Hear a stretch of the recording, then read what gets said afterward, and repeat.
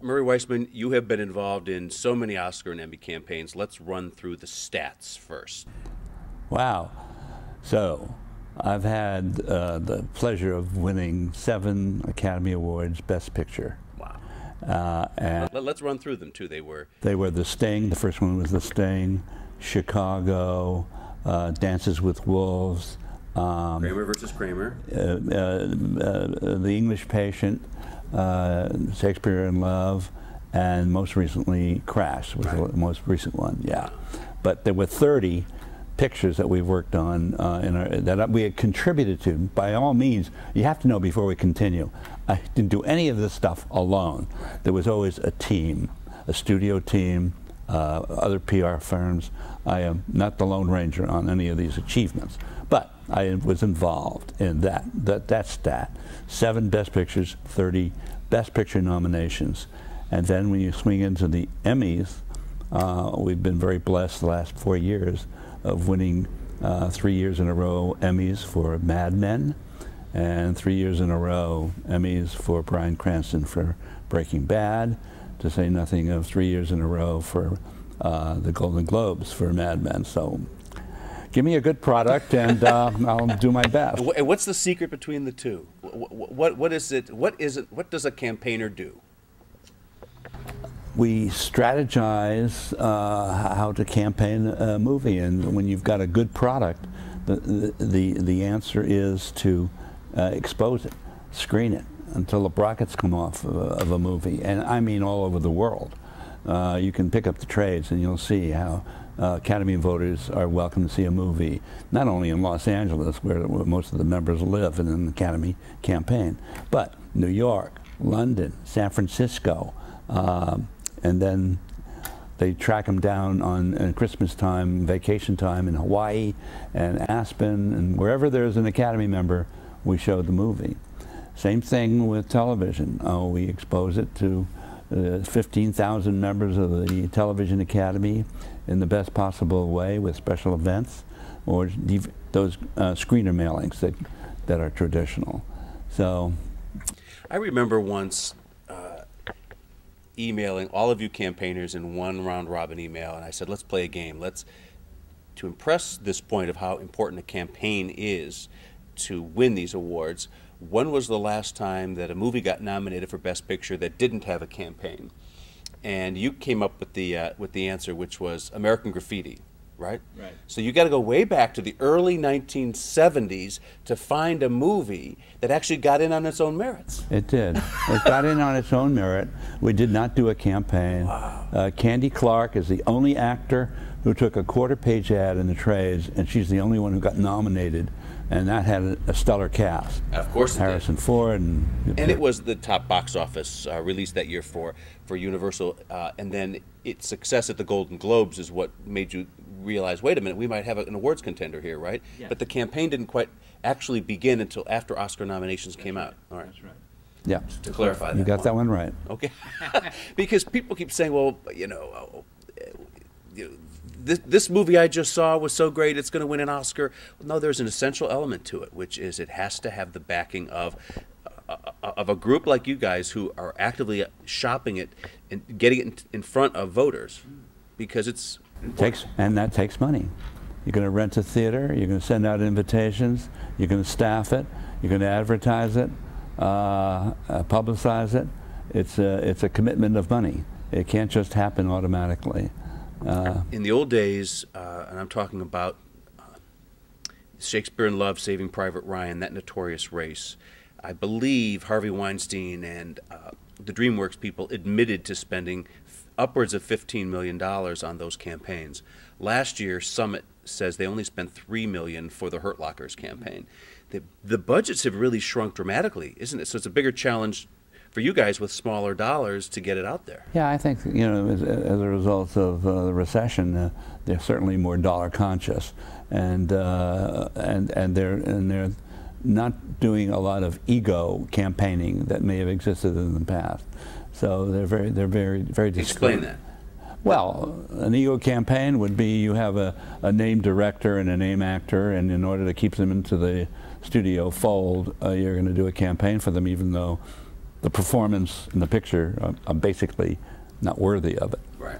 But now that there's 10 categories for Best Picture in an Academy Award, everyone has more hope than in the past. So, what you and your then partner Tony Angelotti and the people around Harvey Weinstein pioneered in this business was the screener itself, back in the VHS days. And I once asked Ron Howard, what is it? What do you think it is that caused that shift in the Best Picture race, where the blockbusters like Jaws and Airport and Towering Inferno would always get nominated, and now not so much? I mean, The Dark Knight wasn't nominated, and that caused such embarrassment at the Academy that they had to increase the list to 10. And what happened between the old days and in the 80s, 90s was that you and the whole Miramax team came up with this idea of, let's do screeners of the smaller movies, mail them directly to the members so to make sure that they see it. And once they started seeing these movies, those are the films that started getting the votes. Take us back in time to where that's such a crucial thing today. How did it start? It's probably started way back at the Los Angeles Z Channel, where Charles Champlin, rather, from the LA Times, and a friend of his produced a show, an interview show for movie makers, and exposed footage from the campaign that was seen a lot on the west side of town. That was a cable net. That was a cable network, and from there, the field opened up to sending out DVDs, VHSs, and then the DVDs, now Blu-rays, to Academy members. Now, the Movie Academy does not play any part of this. All of these studios have developed their own lists by trading names like stamps and advertising in the trades, and the members welcome getting movies by mail and having the comfort of watching them on their big screens at home now a lot. But the basic attitude of the Academy is movies are made for theater and a big screen, and so they don't cooperate with any of us campaigners as far as names and addresses of members are concerned. Oh, you can validate a name with the Academy, but you can never get an address out of them. Now, the TV Academy is more open. If you make a contribution to the Academy Foundation, you can get their mailing service to mail their screeners to their members, 15,000 members, or you can pick various peer groups, 1,500 who are in actors and whatever, 300 who are art directors and whatever, and go that way. And that's where a lot of strategy comes into play. You were notorious the past few years among campaigners when the debate arose among TV shows of how many episodes do you send to the voters to get their attention and hook them. And you have, in some cases, when you look at the Showtime or HBO box, there are only, sometimes 1 or 2 episodes, maybe 3 in there. But you have this such firm philosophies of about 6 in the case of Mad Men and Breaking Bad, which is chancy for the network to do because they're putting a lot out there. Piracy is an issue in this case. But explain what the Murray Weissman philosophy is of Emmy campaigning. Listen, it's a matter of dollars. They ask us our opinion. Do you think we should put in 3 episodes or 6? And I say, hey, you've got the hottest, most exciting show on television. Let people see it and enjoy it again, or discover it for the first time. The more they see it, the more they're going to embrace it. So I am definitely an endorser of doing more if their budget can accommodate it. What are some of the craziest things you've seen in terms of campaigning on either side? You look back historically, there were the years of My Left Foot with Harvey sending out chocolate feet. That's in the history books. In the old days, you were able to send out pretty dressed up boxes. Now it has to be very bland DVDs with no hype on it, right? But in the early days, you could put a little pizzazz. The early days, when I first got into this game, when I was the executive in charge of the movie department at Universal, there was the competition for craft categories was that there was a preliminary 10 that the members could vote on, and from that 10 they selected 5 for the nomination time. Now, to get to that 10, the studio used to throw dinner parties with wine for each peer group. Bring them into the studio, screening, wine, chicken dinner.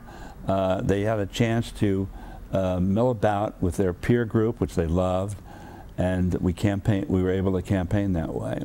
No, that's a no-no now with the Academy. They're very strict about campaign rules. But still, they're broken all the time. You and I know that the way it's handled now is because you are not allowed to overtly campaign to Oscar voters or Academy members. It happens obliquely in two ways. One is my favorite, which is the outright illegal Oscar campaign maneuver, which is so-and-so, and I'll tell you off camera here, a classic example of what I'm thinking of. A very famous person throws a party for another very famous person because their movie's in the running and they want to hype its profile. It's not saying that this is a party for, well, there was actually quite a bit of that last year with Quentin Tarantino. His buddies renting out restaurants for him just coincidentally weeks before the Oscar nominations. And coincidentally, if you went into those parties, you saw, actually I didn't attend those parties, but I'm pretty sure you, like I have seen in many equivalent parties, all Academy members there. So I mean, these kinds of things go on all the time. Tom, it's never all Academy members. They sneak in a few. They are friends of the industry and VIPs, and obviously there's going to be some cross-pollination, but we call it an end run. But this is where it gets to be in a gray area. But then there's the runaround of the Academy rule that nobody hides behind, which is campaigning directly to the guilds, because you're allowed to do that, and explain how that works, because now that's it. That's the heart of our campaigns, from not just me, but all awards consultants. We are very aggressive about going after all of those craft awards that start to develop, and because they have a cumulative effect. Art direction, editing, cinematography, costuming, all of those guilds have awards. We campaign aggressively for each and every one of them because those people are also members, and to win an Art Directors Guild award, and then the ballot comes out, Academy members who are art directors remember that their guild had selected X movie, so it's part of the campaign. It really is. Yeah. And in order to reach those guild members, there's been a phenomenon in the last 7-8 years, I would say, of the Q&A screening, which is fascinating, which is you get the filmmakers to meet face-to-face with maybe 200 people who've just watched the movie in a screening environment in LA or New York. The movie ends, here comes Nicole Kidman, the producer, the director, the writer. They sit down and dish with these people for about 30 minutes. I moderate some of these things. You organize them all the time. I now count that there are at least 500 Q&A screenings conducted between New York and Los Angeles every Oscar Derby season. And it's now an essential part of the campaign, isn't it? You can throw in London and San Francisco. Right.